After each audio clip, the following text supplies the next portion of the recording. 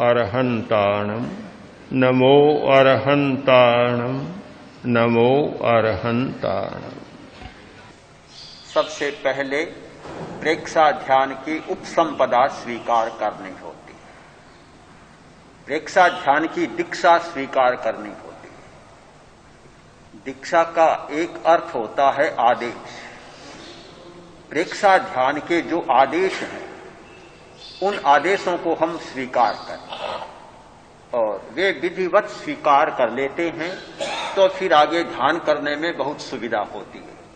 तो हमें सबसे पहले यह जानना होता है कि ध्यान के लिए एक बाहर का वातावरण और एक भीतर का वातावरण, दोनों वातावरण अनुकूल होने चाहिए। बाहर का वातावरण भी अनुकूल होना चाहिए और भीतर का वातावरण भी अनुकूल होना चाहिए। उसके लिए ये उपसंपदा स्वीकार करनी होगी। तो मैं बोलूंगा और आप उसके बाद दूसरी बार उच्चारण करते जाएं। अभ्युत्थियोमि आराहणाय,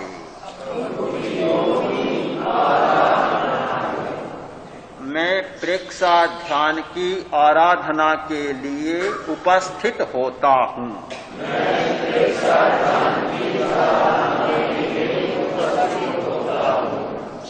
मग्गं उव संपज्जामि, मैं अध्यात्म साधना के मार्ग पर चलने की उपसंपदा स्वीकार करता हूं। सम्मत्तं उव संपज्जामि, मैं अंतर्दर्शन की उपसंपदा स्वीकार करता हूं।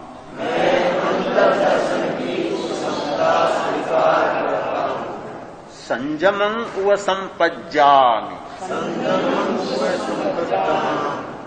मैं आध्यात्मिक अनुभव की उपसंपदा स्वीकार करता हूं। अनुभव की उपसंपदा स्वीकार करता हूं। तो यह है प्रेक्षा ध्यान की उपसंपदा। तो इसमें पहला तत्व है कि प्रेक्षा ध्यान के लिए मैं उपस्थित हो रहा हूं। जो आदमी जिस कार्य के लिए उपस्थित नहीं होता उसमें कभी गति नहीं हो सकती। सबसे पहली शर्त है कि जो करना चाहे उसके लिए तत्पर होना, उद्यत होना, उपस्थित होना। उपस्थित होता है तब फिर अगली बातें सारी आती है, उससे पहले कोई बात नहीं आ सकती। तो सबसे पहला तत्व है उपस्थिति। अब जब उपस्थित हो गया, एक संकल्प कर लिया कि मुझे इस दिशा में जाना है, तो फिर एक दूसरी जरूरत यह होगी कि जाने का मार्ग होना चाहिए। जब किसी मंजिल की यात्रा करनी है तो यात्रा के लिए मार्ग का चुनाव करना पड़ता है। कभी किस रास्ते से जाऊं। कोई आदमी तत्पर तो है पर अगर रास्ता नहीं जानता तो तत्परता भी काम नहीं लगती। तत्परता पहला है सूत्र, किंतु तत्परता के बाद दूसरा सूत्र है मार्ग का बोध। हमें मार्ग की जानकारी होनी चाहिए, खोज होनी चाहिए कि इसका रास्ता कौन सा है।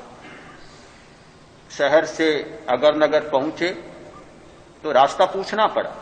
जो लोग नहीं जानते, पता ठिकाना रास्ता सारा पूछना पड़ा। रास्ता पता चल गया तो यहां पहुंच गए। अगर रास्ता नहीं पूछते तो भटकते रहो, भले यहां नहीं पहुंच पाते। तो दूसरी अनिवार्य बात होती है मार्ग। तीसरी बात है मार्ग भी है पर अगर सही मार्ग नहीं हुआ तो मार्ग भी सही होना चाहिए। मार्ग तो बहुत है। लुधियाना में कितनी सड़कें चारों तरफ जाती हैं, बहुत सड़कें जाती है। पहुंचना था जगरावा रोड पर और अगर रास्ता ले लिया चंडीगढ़ का, धुरी का, संगरूर का, मार्ग तो है वे। हम ये तो नहीं कह सकते वह मार्ग नहीं है। मार्ग है पर यहां पहुंचने का सही मार्ग नहीं। मार्ग, किसी भी मार्ग को हम गलत नहीं कह सकते। यह एक बड़ा आग्रह होता है मनुष्य का, कहता है कि यह गलत रास्ता है। अरे रास्ता है तो फिर गलत कैसे? गलत और सही तुम किसी अपेक्षा से कह सकते हो कि भाई यहां अगर नगर पहुंचना है तो उसका वह रास्ता गलत है, पर जिसको चंडीगढ़ पहुंचना है उसके लिए तो सही है रास्ता। रास्ता कोई गलत नहीं होता, लक्ष्य के आधार पर सही और गलत कहते हैं कि किस लक्ष्य पर जाना है, उस लक्ष्य का यह रास्ता है या नहीं है। तो उस लक्ष्य का नहीं होता तो उस लक्ष्य वाला आदमी कह देता है गलत रास्ता है, किंतु किसी को उसी लक्ष्य पर जाना है तो उसके लिए सही भी है। तो ये बिल्कुल सापेक्ष बात है कि रास्ता कोई गलत नहीं होता, जिसका जो रास्ता है उसके लिए सही है और जिसका जो रास्ता नहीं है उसके लिए वह गलत हो सकता है। बिल्कुल सापेक्ष बात है। तो तीसरी बात है कि मार्ग सही होना चाहिए। आए हैं ध्यान करने तो ध्यान का मार्ग सही होना चाहिए। रास्ता अपनाना है ध्यान का, और यहां आकर भी समाचार पत्र पढ़ना है, देखना है कि आज ऊन के भाव क्या है, आज लोहे के भाव क्या है, सोने के भाव क्या है। जिसके जो धंधा है वह देखना शुरू किया। तो ये भाव जानना, समाचार जानना कोई गलत रास्ता तो नहीं है। व्यापार करना हो, दुकान जाना हो, तब तो भाव देखना उसका सही रास्ता है, किंतु आए ध्यान करने और ध्यान अटक जाए भावों में तो यह गलत रास्ता हो। मार्ग सही होना चाहिए। हम जो करना चाहते हैं उस समय तो वही रास्ता रहे, दूसरी कोई बात रास्ते के सामने न आए। इस समय 10 दिन की अवधि में जितने रास्ते हैं, कमाने का रास्ता, कार्यालय का रास्ता, घर का रास्ता, वे सारे रास्ते गलत हैं, सही नहीं। अभी तो एक ही रास्ता सही है कि ध्यान की साधना कैसे की जा सकती है, उसी में सारी शक्ति लगे। तो ये तीसरी शर्त है कि मार्ग भी सही होना चाहिए। तो वह क्या है, रास्ता क्या है? संयम। ध्यान का मार्ग है संयम।